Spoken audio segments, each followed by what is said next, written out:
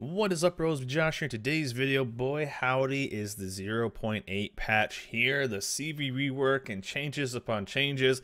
So there's lots to go over in this video. Let's not make this recap too long. Let's dive into what you are expecting to see in today's patch. Obviously tomorrow for EU, but the 8.0 patch. This is probably the biggest patch that's ever hit this game. An entire new game we're going into right now. Love it or hate it. There's been a lot of fear mongering going into this patch. And from what I've seen so far, it actually really isn't that bad. Yes, we're going to have to learn how to play a little bit of different play style. Everyone will have as much freedom as possible, or as they're kind of used to. But going forward, the game, I think, will be in a better spot. So let's dive into what is hit with this patch. Obviously, I'll put a link down below. You can check this video out yourself. I'm not going to play the entire thing, but CV Rework is here. So the entire new CV Rework gameplay, it's no longer an RTS, it's more of an arcadey style play, and how the entire class, if you haven't been following, if you've been under a rock and haven't been following how the CV has changed over all the tests, all the public tests, all that kind of stuff, you're a little bit behind, but you can obviously hit up the video, hit up some streams, or obviously be streaming live on Twitch, and it's completely changed that. So we're not going to do an entire video. You can find tons of content on this explaining everything that has changed, but we're expecting to see a lot of people playing CVs today. I know a lot of people were super scared about 3 CVs per teams, both playing and watching Twitch streams. I haven't seen a team that had more than 2 CVs, so the fear of, oh my god, 3 CVs per team, endless planes, unlimited planes, blah, blah, blah,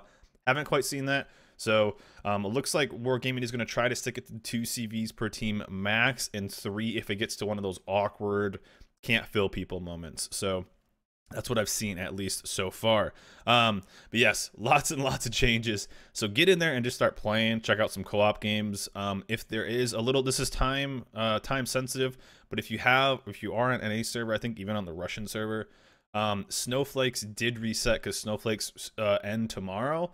So if you have gotten the new CVs, Snowflakes reset there. So you can maybe grab some extra steel or coal that way. So with the higher tier stuff. But anyways, lots of CVs to come out here. Remember, CVs are only in even tiers now, and if you check out, again, only in even tiers.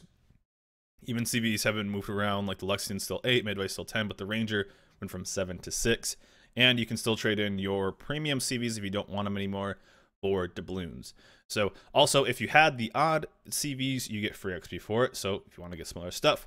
Ranked Battle, Season 11, this actually starts tomorrow for NA, probably the next day for EU then. This will be the 6v6 ranked battle. This is going to be the arms race mode, tier 9, so this is pretty interesting. We just got, I'll do an entire video on which ships I think will be best for this. Lots of destroyers, lots of battleships. It's going to be a tough day for cruisers. Again, though, steel is going to be on the table, so if, especially if you want to get maybe your Flint or your USS Black or Stalingrad, Borgonia, whatever you're close to. 5,500 plus clan battle or clan base rewards, up to 10% on top of that, so you're looking at least 6k if you have the full max. Is going to be here. One thing that's big about this is it's 27 days, the shortest ranked season that there's ever been, I believe, outside of ranked sprint, so less than a month to get this done.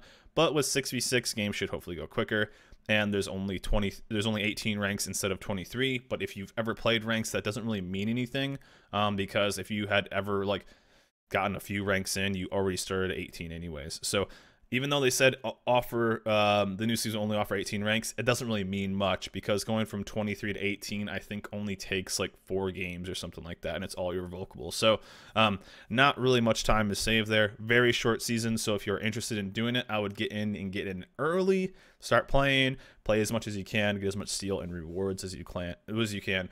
They got rid of the Sea Wolves because no one ever played it, so League of Sea Wolves will no longer be available. So that'll be kind of interesting, and of course you can get all the kind of steel. Naval battles they're bringing back, which is kind of cool. This is actually a fantastic thing to do on top of the ranked battles. So this is going to help your clan. If you are in a clan, I always recommend getting into a clan for the bonuses themselves, not only to find other people to play with, but to get the bonuses themselves of the bases. Again, if you aren't in a clan, you're going to get 5,500 if you rank out. If you're in a clan, you get over 6,000, so, or up to 6,000. And one thing you do along the way is getting oil for those buildings. So this is a fantastic way to kind of just make some extra content without really doing anything else different. So clans versus clans, I think you sign up, I think it's cross servers, and you can play and then get some oil as a bonus. So lots of game changes. Concealment Expert was changed in this one as well. So if you're like me, 20,000 plus games played, and you just know off the top of your head what the detection values are of ships, this is terrible. So it's gonna take a while to learn all this again. But it's basically a 10% bonus. It's been equalized, I guess. So DDs, cruisers, battleships, CVs, it's all been, I think, balanced down. Will now receive a 10% bonus. So it's been, seems to be like what wargaming's going for. We're seeing the change to radar being like balanced throughout the entire, like not getting deferring ranges. Same with hydro. We saw that about 6 months ago or whatever it was, maybe even more than that. And now we're seeing it with Concealment Experts. So it looks like Wargaming is just trying to make the values easier for everyone. It's just a straight 10 across the board. This will take a little while to get used to. So if you're going in, especially playing DDs, playing cruisers, be a little bit careful because some of those values might be a tad different. I guess obviously for DDs won't really matter, but cruisers, battleships, people have already been asking me in my Discord, will Concealment Experts still be worth it as a forward point captain?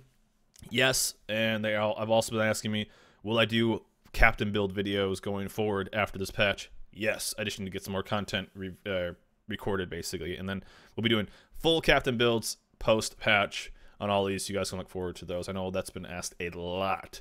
So destroyers basically won't be changed too much for detection, but everything else will be affected. So pretty important. Lots of new buffs coming to the game. So tier 9 for ranked battles, the Azumo may give it a little bit of an extra thing here. Azumo will be stronger, so go check it out. This has been a kind of a thorn in everyone's side in the past for IGN battleships. So the Azumo is getting a buff, Sigma, so more consistent on its shells. The key, getting some better torps. Probably not the best thing to do for a tier 8 battleship is give it longer range torps on a battleship that reloads super quickly. Not quite what the key needed, but hey, it has long range torps basically. So here we go. Nagato, didn't think it really needed it. I thought the Nagato was pretty competitive at tier 7 from 32 to 30 seconds on its reload, so be careful at tier 7. You will get punched in the nose. Colorado getting more consistent with a higher Sigma, so that's better. Dunkirk, I felt this was fine. Dunkirk's kind of been known as the worst tier 6 battleship in the game, so that's getting a tad of a buff, a bit more of a threat. Hood also getting some boosts here. The AP is getting changed. This is something I'm kind of interested to check out, especially with the rework. The Hood has an AA consumable, so that's really nice. But increasing the Sigma parameter as well as the fuse. So this could be a big change right here. This could raise the Hood stock pretty high. Agla getting some better torps, 8 kilometers. That's kind of nice. Mahan getting a lower reload, which is nice. Sims as well, changing up torps. This is interesting. Sims torps are kind of known as sea mines because they're so slow. This changes up this range, so you might be able to take that 7-kilometer torp instead and be a bit more of a normal kind of DD at that tier. Yeah, kind of interesting there. And then Russian DDs tier 8 and up are all getting repairs now. So this is kind of weird. The Ognavoy, it seems weird doing this on the torpedo line, but the Grozavoy has it anyway. So all the Russian ones are going to be getting boosts. So Kiev's are going to get even more annoying, Udaloy's even more annoying, and Ognavoys can gun down a little bit more, can use their guns a tad more because they have a higher effective health pool. So Kiev's will be the tier 8 Cabas, Udaloy's will just be better. And the best part about these is they don't take the big AP damage. So just like the Grozavoy, it'll be kind of dirty. So lots of gunboating going on. Content additions, Lunar Yuri, and then also if you even check out the arsenal, the Irion is there. So you can check it out there for doubloons. There's all kinds of stuff you can check out in game. Check out the arsenal. Check out the Lunar New Year tab. And there's the camo right there. There's the new port. And one thing that's awesome is the 2 unique Pan-Asian commanders. So these are awesome. Usually you kind of try to find what I will be doing a whole video on all of these. I wanted to wait till these came into the game so I'd have everyone. But Demo Expert is going to be their thing, and Survivability Expert. So this screams to me the Huang He, so potentially more cruisers coming this way, and DDs in general. So DDs, fantastic, although RIP the Yu Yang. The RIP, one of my favorite destroyers of all time. It's just gotten so nerfed recently, so it's not really that fun to play. But Demo Expert is fantastic. Lo Yang is fantastic. So just more of an offensive line. I feel like this may be a little late on bringing these to because that line is going to be played less and less, in my opinion. But potentially we'll see more captains for the Pan Asian line. But also the Irion is in game now, so you can always use it for that. It's fantastic. So much or more for the Demolition Expert, not for the Superintendent. But this screams to me Destroyer Captain. So if you have a Destroyer Captain going up to that line, you want to pick up one of these, definitely worth it. Demo, nice. Survivability Expert, always fantastic. Getting more life. Kronstadt and Musashi are gone. RIP if you did not get them. Good luck praying to the RNG gods going forward. If you don't have them, you can still get them through containers and stuff like that. So these ships will have already been replaced by the Tier 9 battleship Jean Bart, as well as the USS Alaska in the near future. So Alaska did not come in 8.0. RIP Arenos, everyone who has saved up 1 million free XP for that. But in the future, also ships that potentially we'll see for free XP or coal going forward. We just got word that the Azuma got knocked down to Tier 9, and basically nerfed all over the place. So that's potentially going to be one. We also have the Namaste, however you pronounce it, the Russian Tier 9 destroyer we've been playing with. That could potentially be free XP or coal as well. So we have 2 Tier 9s down range that potentially might come to the game and be fill-ins for this as well. And here's the arsenal for the Irion. You can check that out a tad more. Tier 8 Pan Asian cruiser. We'll be doing a whole review on that. We'll probably play that a little bit whenever we get it back on my account. And we'll do a whole video on if it's worth it or not. So I'll try to get that out as fast as possible for you guys. Operations update. In light of the aircraft changes, some operations have been removed from rotation. Some operations, 5 of them. So we'll see going forward.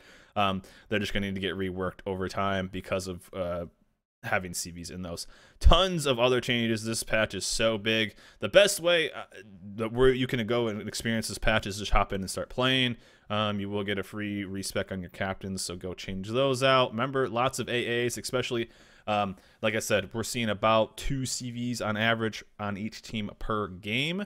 Remember, CVs have less of an impact now, but there will be more of them, so it's a consistent thing. So hop over to your AA consumables, maybe drop spotter plane for fighter plane on some ships, and also start packing in maybe some BFTs, manual AAs if you want to. I think BFTs has shown to be super strong at Tier 3, so I'm seeing a lot of DDs with BFTs. So not only is it going to make you a tad more effective gunboat-wise, it will make you effective against planes. So get some practice. Practice maybe in co-op if you want to, and even practice some CVs. Obviously, go get that extra free coal and steel for the Snowflake event if you can actually have the time to do it. But also prepare for ranked battles as well. So lots going on in this patch. 8.0 is here. Is it going to kill warships? No. Is it going to change warships? Oh, hell yes. So let's get in there together. Let's have some good games, and good luck, everybody. It's time for AA Spec Captain, boys, because it's time to shoot down some planes. That's it for me, though. Hope you enjoyed this video. Let me know in the comments below what you think of 8.0 patch. Is it big? Is it insane? And is it going to affect your play through the long run? I'm interested in seeing what you guys think about everything now that it's actually here. Obviously, everything we see here is something that is going to be a slow process. I wouldn't even say slow. I would say it's going to take a few weeks to finally fine tweak these new CVs. Warships had to get them into the game. It's the only way to get enough value. So what we see right now on the live version compared to what we see in 2, 3, 4 weeks might even be completely different value-wise. Obviously, what we see game mechanic-wise will be there, but value-wise, tweaks are going to need to be made. So just prepare. Lots of CVs today, so hop those AA ships. I'm seeing lots of cruisers, lots of USN cruisers, lots of AA ships right now, so it's kind of funny. But anyways, that's it for me. Hope you guys enjoyed this video. Remember to like, subscribe, and I'll see you guys next time.